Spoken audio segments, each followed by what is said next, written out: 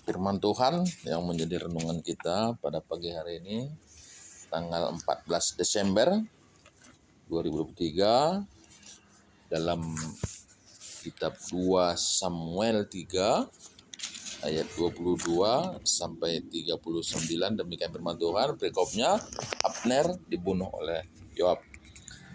Anak buah Daud dan Yoab baru saja pulang setelah mengadakan penggerebekan dan mereka membawa pulang jarahan yang banyak. Tetapi Abner tidak lagi bersama-sama Daud di Hebron, sebab ia telah dilepasnya pergi dengan selamat. Ketika Yoab bersama dengan segenap tentaranya sudah pulang, diberitahukan kepada Yoab demikian, Abner bin Ner telah datang kepada raja dan ia sudah dibiarkannya pergi dengan selamat. Kemudian pergilah Yoab kepada raja. Katanya, apakah yang telah kau perbuat? Abner telah datang kepadamu. Mengapa engkau membiarkannya begitu saja? Apakah engkau tidak kenal Abner bin Ner itu? Ia datang untuk memperdaya engkau dan untuk mengetahui gerak-gerikmu dan untuk mengetahui segala yang hendak kau lakukan. Sesudah itu keluarlah Yoab meninggalkan Daud dan menyuruh orang menyusul Abner. Lalu mereka membawanya kembali dari perigi Sira tanpa diketahui Daud. Ketika Abner kembali ke Hebron, maka Yoab membawanya sebentar ke samping di tengah-tengah pintu gerbang itu, seakan-akan hendak berbicara dengan dia dengan diam-diam. Kemudian ditikamnya lah dia di sana pada perutnya sehingga mati, membalas darah Asael adiknya. Ketika hal ini itu didengar Daud, kemudian berkatalah ia, aku dan kerajaanku tidak bersalah di hadapan Tuhan sampai selama-lamanya terhadap darah Abner bin Ner itu. Biarlah itu ditanggung oleh Yoab sendiri dan seluruh kaum keluarganya. Biarlah dalam keturunan Yoab tidak putus-putusnya ada yang mengeluarkan lelehan, yang sakit kusta, yang bertongkat, yang tewas oleh pedang, atau yang kekurangan makanan. Demikianlah Yoab dan Abisai adiknya membunuh Abner karena ia telah membunuh Asael adik mereka di Gibeon dalam pertempuran. Dan berkatalah Daud kepada Yoab dan kepada segala rakyat yang bersama-sama dengan dia, koyakkanlah pakaianmu dan lilitkanlah kepada tubuhmu kain kabung dan merataplah di depan mayat Abner. Raja Daud sendiri pun berjalan di belakang usungan mayat. Ketika orang menguburkan Abner di Hebron, maka menangislah raja dengan suara nyaring pada kubur Abner, dan seluruh rakyat pun menangis.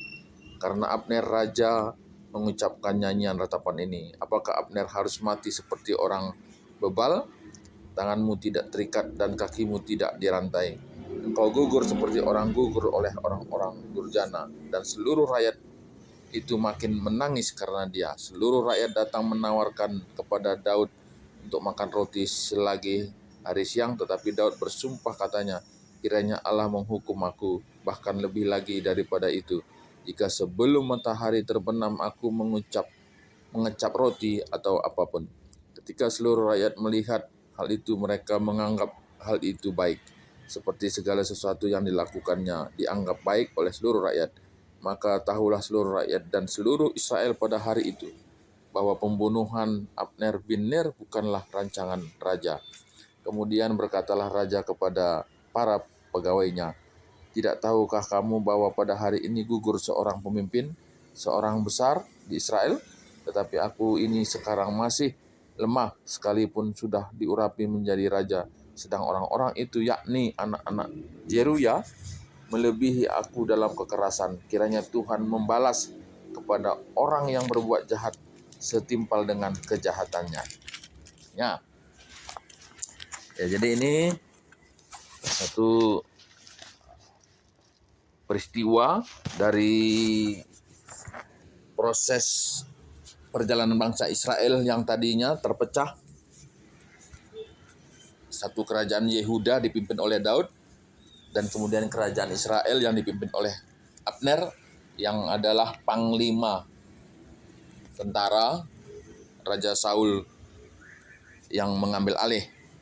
Dan pada perikop ini, di mana setelah Abner dan Daud ketemu, kemudian meninggalkan Daud, dan pada waktu yang tidak berapa lama kemudian, Yoab dan tentara-tentara Daud yang lain sampai di Yehuda dan bertanya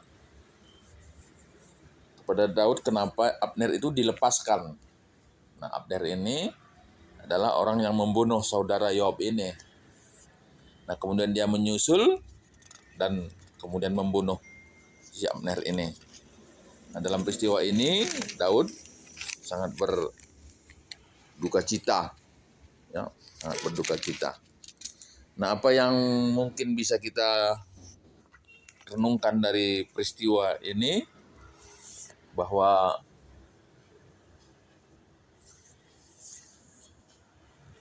ada peperangan antara dua kubu dari kubu Saul dan dari kubu Daud. Dan dalam perikop ini kita melihat bagaimana apa yang disampaikan oleh Daud, bahwa suatu pertikaian itu akan terus terjadi, gitu ya. Pertikaian yang dimulai dari satu perselisihan, ya, dan itu akan cenderung untuk berkepanjangan dalam generasi yang akan datang, dan itu juga masih sering kita lihat dalam kehidupan saat ini, gitu ya.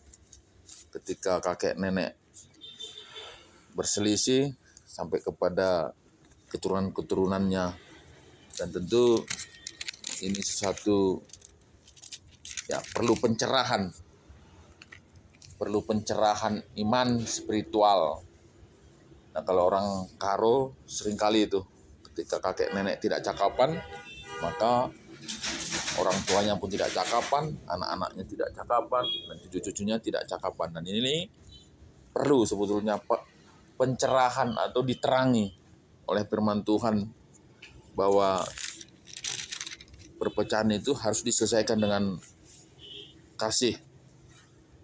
Nah, dalam perikop ini juga Daud, orang yang diurapi, cukup berduka cita oleh karena seorang panglima yang gugur dalam akibat suatu pembunuhan oleh orang yang, ya, pernah dibunuh saudaranya. Dan kalau kita lihat di internet sekarang ini, ya, mungkin lebih ngeri lagi ya. Kalau yang ini ya tentu ada alasan, gitu ya. Ada alasan. Yoab itu membunuh Abner itu punya alasan oleh karena adiknya telah dibunuh. Dan sekarang kalau kita lihat di internet, bukan cuman seperti itu, ya. Mungkin orang tua membunuh anak, anak membunuh orang tua, dan banyak lagi yang lain, yang orang-orang dekat sebetulnya, orang-orang dekat yang saling membunuh. Ya, saya kira inilah pentingnya firman Tuhan bagi kita, agar hal yang seperti ini tidak boleh terjadi di tengah-tengah umat Tuhan. Ketuahan kalau mungkin kata di bata, dengan simakai dan sa seluruh tetap hari. Haleluya. Amin.